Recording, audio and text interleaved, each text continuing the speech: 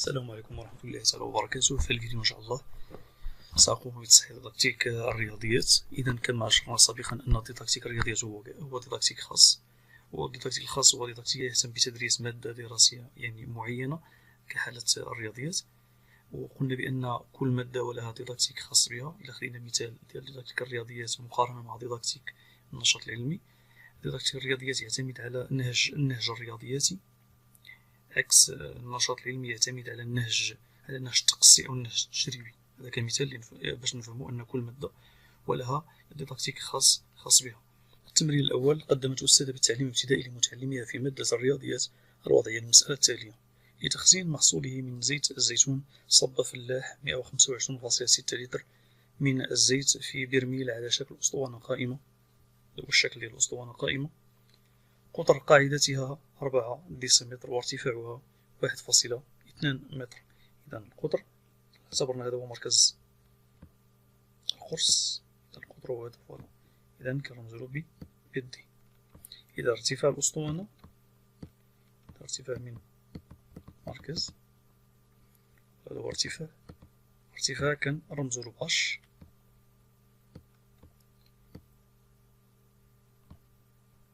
يريد هذا الفلاح معرفة كم سيبلغ ارتفاع الزيت في البرميل. إذا عندما يصب الفلاح الزيت في هذا البرميل، إذا يريد معرفة أين سيصل الزيت. إذا ارتفاع الزيت نعتبر هذا أش، نسميوها أش فتحة، هي ارتفاع الزيت أش فتحة، مجرد تسمية. هذا الذي سيبحث المتعلم عنه. إذا لحل هذه المسألة اقترحت الأستاذة مجموعة من المراحل لمساعدة المتعلمين على حل هذه المسألة. واحد: لنعطي صيغة قاعدة حساب حجم أسطوانة قائمة ارتفاعها أش، ولا ارتفاعها أش، وشعاعها، إذا الشعاع هو النص ديال القطر، هو الإصغار مكتوب بلون مغاير واللي بالأخضر،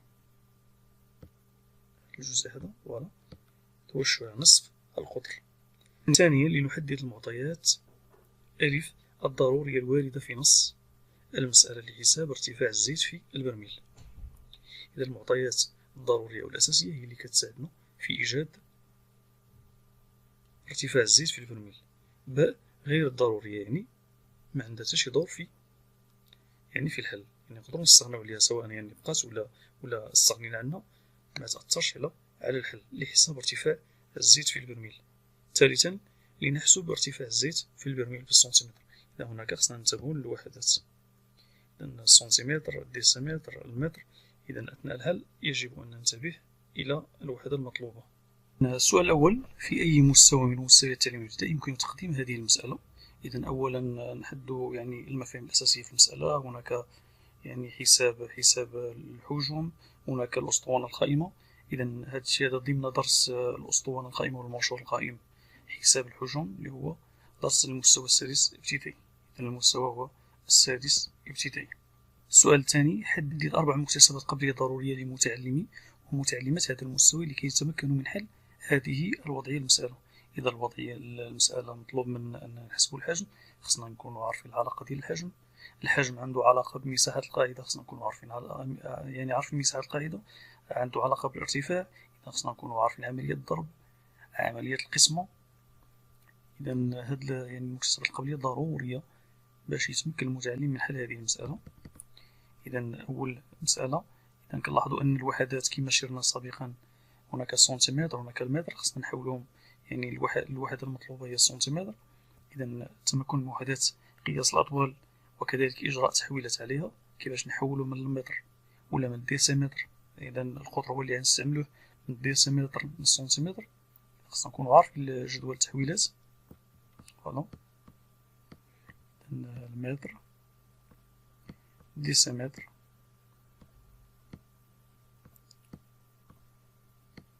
السنتيمتر والمليمتر. إذا اللي مطلوب منا أننا نعطيو ارتفاع بالسنتيمتر، إذا خصنا نحولو الوحدات اللي عندنا نحولوها للسنتيمتر. فوالا. حساب مساحة قاعدة القرص، ضروري نتمكنو من حساب مساحة قاعدة الأسطوانة. ثاني حساب حجم الأسطوانة، خصنا نكونو يعني متمكنين من العلاقة ديال حساب حجم الأسطوانة. عملية الضرب والقسمة، لأن أثناء تحديد ارتفاع مستوى الزيت ضروري من أننا نتناولو كل من عملية الضرب والقسمة. خطوات حل المسألة، أي مسألة في الرياضيات كتبع يعني عندها نهج، عندها يعني مجموعة من المراحل اللي كتمر منها. المرحلة الأولى هو أن المتعلم خصو أنه يقرأ نص المسألة قراءة متأنية ويفهمها فهم جيد ويحدد ما هو مطلوب. المرحلة الثانية تخطيط لحل المسألة، ربط المعطيات بالمطلوب، تحديد المعطيات الأساسية، المعطيات يعني المعطيات الزائدة اللي ما يوظفهاش في حل هذه المسألة. كتجي من بعد كيجي حل المسألة. إذا وفي الأخير التأكد من حل المسألة. الخطوة الضروري أنه يكون متمكن منها وتكون يعني التسلسل ديالها يكون تسلسل منطقي. 3. وضح كيف تدخلت الأستاذة من خلال التعليمات الواردة في الوضعية المسألة لتوجيه المتعلم إلى منهجية حل هذه المسألة. كنلاحظوا أن الأستاذة يعني استعملت يعني منهجية اللي هي منطقية، المنهجية المتبعة في حل المسائل. نرجعوا للمسألة. إذا السؤال الأول يعني أولا ذكرت يعني ضرورة يعني معرفة قاعدة حساب حجم الأسطوانة ارتفاعها h وشعاعها r.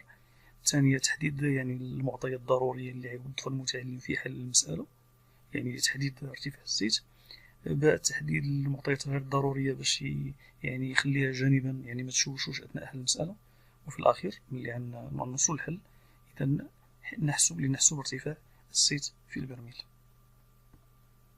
إذا طريقة منهجية. الرابع في إطار العقد الديداكتيكي. العقد الديداكتيكي الاتفاق المبرم بين يعني الأستاذة والمتعلمين. حدد الدلالة الديداكتيكية لاستعمال الأستاذ لضمير الجمع. إذا إلى رجعنا لنص المسألة،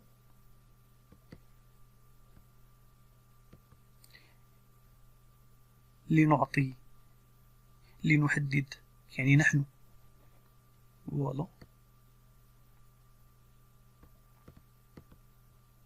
لاستعمال الأستاذ لضمير جمع المتكلم في التعليمات الواردة في وضع المسألة. إذا المسألة الأولى هو أن العمل في المجموعات، فهو مهم لحل هذه المسألة. كيكون هناك تفاعل بين المتعلمين، تبادل للاقتراحات يعني، وبالتالي كيكون هذا الشيء مشجع للمتعلمين وكيخلق جو من التنافس بين المتعلمين للتوصل إلى الحل مع تقاسم يعني الحلول المتوصل إليها. التعلم وحل المشكلات في سياق جماعي، كيحس المتعلم أنه داخل الجماعة وأنه غير معزول، وبالتالي كيكون عنصر فاعل وتهو يعني كما كنقول كيبذل مجهود من أجل التوصل إلى الحل. إذا التعلم بالقرين، إذا المتعلم اللي كيشوف مثلا الصديق ديالو أو المتعلم كتشوف الصديق ديالو يعني كيبذل واحد المجهود، حتى هو كيبذل واحد المجهود، حتى هو كيتعلم كيستافد منه، وبالتالي كتكون يعني هناك يعني ظروف ملائمة لإيجاد الحل. إذا خامسا استخرج من نص وضعية المسألة المعطيات الضرورية لحساب ارتفاع الزيت في الفرميل. نرجعوا لنص المسألة. هذا هو الفرميل. إذا المعطى الأول هو أن الفلاح سكب الزيت في الفرميل، سكب كم؟ 125.6 لتر. هذا المعطى الأساسي الأول. إذا سكبوا في الأسطوانة، وبالتالي حنا كنقلبوا على ارتفاع فتحة لهذا البرميل. إذا اللي كنعرفوا أن مساحة ولا حجم الأسطوانة هو مساحة القاعدة في الارتفاع. إذا مساحة القاعدة كتتعلق بالشعاع. إذا نحن يعني نعلم الشعاع معطى. إذا الشعاع غنخرجوه من أين؟ من القطر. إذا لأن القطر كيساوي هو 2 المرات ديال الشعاع، ولا بصيغة أخرى يعني الشعاع زائد الشعاع. فوالا هو الشعاع هو الشعاع. إذا الشعاع إلى زاد الشعاع كيساوي القطر. إذا المعطى الثاني هو قطر. إذا معطيين أساسيين، إذا حجم الزيت المسكوب في البرميل وقطر قاعدة الأسطوانة. فوالا إذا حجم وقطر الأسطوانة. المعطيات غير الضرورية اللي احنا اللي مطلوب منا ارتفاع الزيت، اللي مطلوب منا ليس ارتفاع الأسطوانة ككل، لأن الارتفاع ديال الأسطوانة هو معطى، وبالتالي ما نوظفوش في تحديد ما هو مطلوب من ارتفاع الزيت، وبالتالي هذا المعطى فهو معطى غير ضروري، يعني ما نصنعو عليه. السؤال 6: حددي الصيغة الصحيحة لحساب حجم الأسطوانة القائمة من بين الصيغ التالية. إذا حجم علاقة حساب حجم الأسطوانة، إذا هو الحجم يساوي هو الشعاع أس 2، يعني هنا نكتبوه بصيغة R أس 2، هذه نحولها للضرب، هي R في R، R جوج مرات، R ضرب R في B هي 3.14 كتعطى ضرب الارتفاع، وبالتالي B هي العلاقة الصحيحة لحساب، أو الصيغة الصحيحة لحساب حجم الأسطوانة. ننتقل إلى السؤال 7: اقترحي نموذجا لرسم هندسي تحدد فيه معطيات الوضعية المسألة لمساعدة المتعلمين على فهم المطلوب. أولا نرسم نموذج للبرميل أو الأسطوانة القائمة على هذا الشكل، أسطوانة قائمة إذا عندها قاعدتين، قاعدة سفلى وقاعدة عليا. إذا نمثلو الحجم، يعني تمثيل تقريبي لمستوى الزيت أشفتها اللي هنا مازال ما كنعرفوش الارتفاع ديالو، فوالا. إذا نحدو، يعني هذا هو شعاع القاعدة، إذا القطر كامل نحاول نرسم القطر كامل. إذا القطر نديروه بلون مغاير، هذا هو القطر. إذا نذكر المتعلم بأن الشعاع يساوي هو القطر على 2، يعني النص ديال القطر هو الشعاع، لأنه يوظف في حساب ارتفاع الأسطوانة. نذكره دائما أن المبحوث عنه، أن الشيء اللي كنقلبو عليه هو ارتفاع مستوى الزيت وليس ارتفاع الأسطوانة ككل، لأن سابقا قلنا بأن ارتفاع الأسطوانة H هو معطى زايد، إذا H معطى زايد، وبالتالي يمكننا نستغنيو عليه باش المتعلم ما يستعملوش أثناء حل المسألة. إذا ننتقل إلى السؤال 8: باعتبار أن ارتفاع الزيت في البرميل هو H فتحة، هذا هو ارتفاع الزيت H فتحة، وحجم الزيت هو V، إذا هذا هو حجم الزيت اللي حسب المعطيات معطي. إذا V معطي يساوي ماذا؟ نرجعو لنص المسألة، إذا 125.6، 125.6 بيان سور الوحدة اللتر، 125.6 لتر. وشعاع قاعدة البرميل هو R، إذا عندنا D تساوي 4 ديسيمتر، إذا 4 على 2، إذا هي 2 ديسيمتر. المعطيات فهي معطيات يعني أساسية. إذا اللي مطلوب منا حدد بوضع علامة في الصيغة الصحيحة لحساب الارتفاع H. إذا نعلم ماذا؟ نحن نعلم أن الحجم يساوي هو R أس 2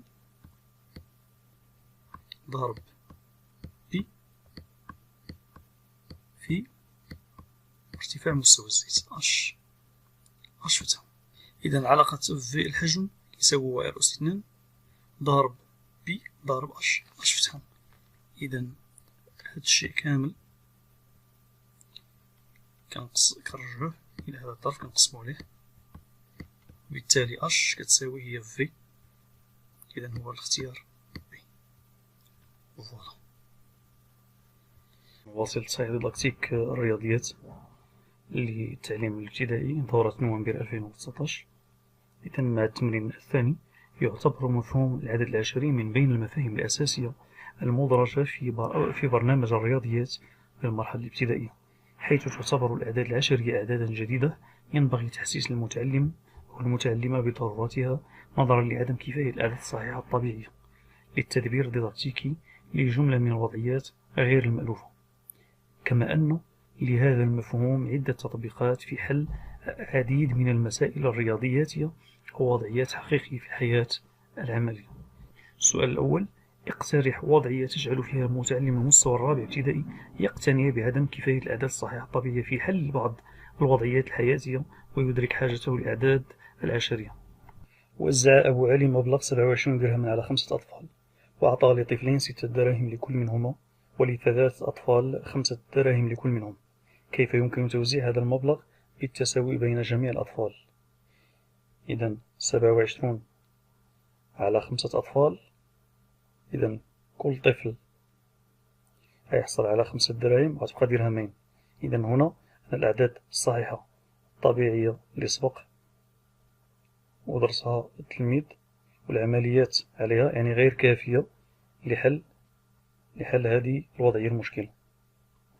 إن مثال لوضعية أخرى: أن طلب من المتعلمين قياس طول الطاولة.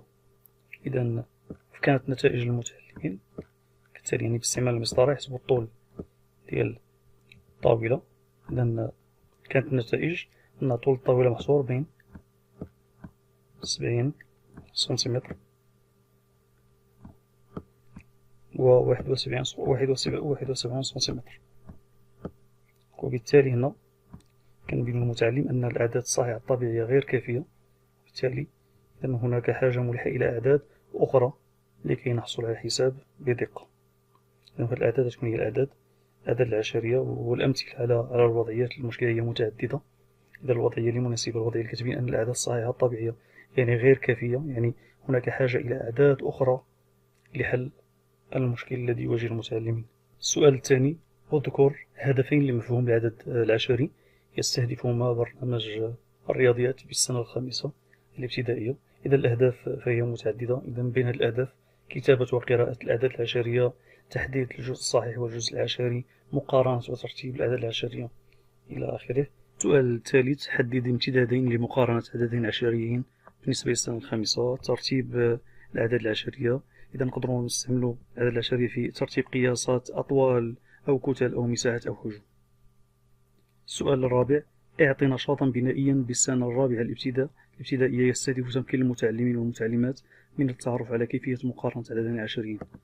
إذا الوضعية كالتالي: يسجل الأستاذ على السبورة الأعداد العشرية التالية: 4.9 4.90 5.01 5.1.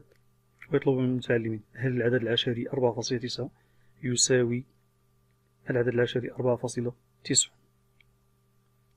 هل العدد 5.01 يساوي العدد 5.1؟ إذا وأخيرا يعني رتب تزايدية الأعداد العشرية على. السؤال الخامس: أثناء الاشتغال على عمليتي ضرب الأعداد العشرية وترتيبها ومقارنتها بينها بالمستوى الخامس ابتدائي، كانت إجابة بعض المتعلمين كالتالي. إجابة أحد المتعلمين في ترتيب ومقارنة الأعداد العشرية أن 7.6 أصغر من 7.12. إجابة إحدى المتعلمات في عملية ضرب الأعداد العشرية 0.2 ضرب 0.2 تساوي 0.4.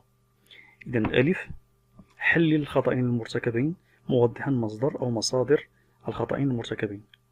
إذا مصدر الخطأ الأول اللي هو 7.6 أصغر من 7.12 هو أن المتعلم لا يدرك العدد العشري، ولا يدرك أن العدد العشري يتكون من عنصرين، من جزئين.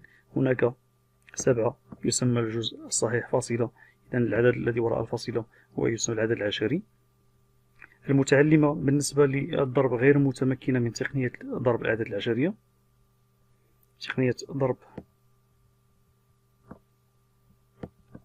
الأعداد العشرية لا تدرك منهجية التعامل مع الفاصلة في جداء أعداد عشريين، لأن 0.2 ضرب 0.2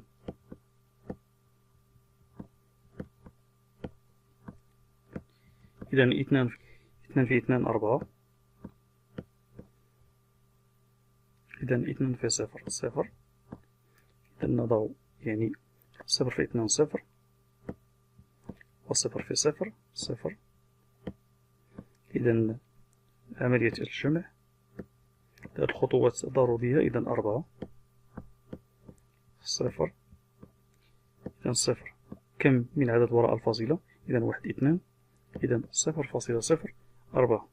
إذا هنا المتعلمة لا تدرك منهجية التعامل مع الفاصلة في جداء عددين عشريين. ب. قدم طريقة توجه فيها المتعلم إلى إدراك الخطأ الذي ارتكبه أو ارتكبته وتصحيحه. الاستعانة بجدول العد لإبراز الجزء الصحيح والجزء العشري. إذا جدول العد لكي تكون من الجزء الصحيح والجزء العشري. إذا هنا الجزء الصحيح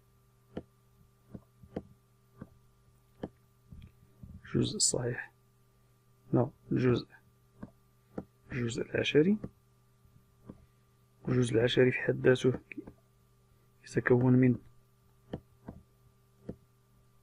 من أعشار وأجزاء المئة.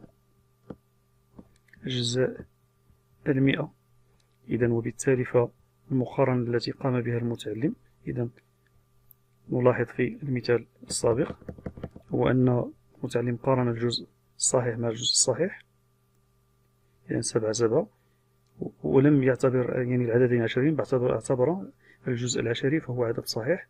ف6 مقارنة مع 12. إذا 6 أصغر من 12، في حين أن في مقارنة العدد العشري نبدأ بالجزء الصحيح 7 تاليها الأعشار. إذا 6 مقارنة مع 1، 6 أكبر من 1، وبالتالي 7.6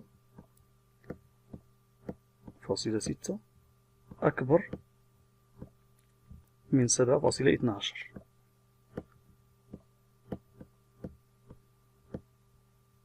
هذه الطريقة.